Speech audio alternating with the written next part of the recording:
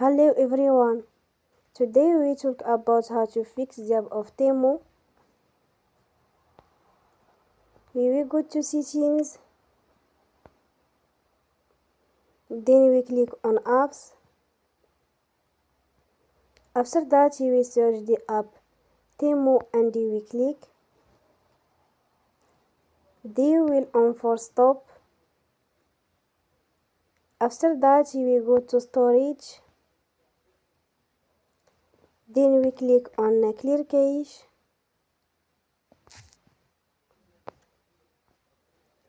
In the end, turn off your phone and you will recharge your phone again. Don't forget to support us by like and subscribe. See you next time and thank you for watching.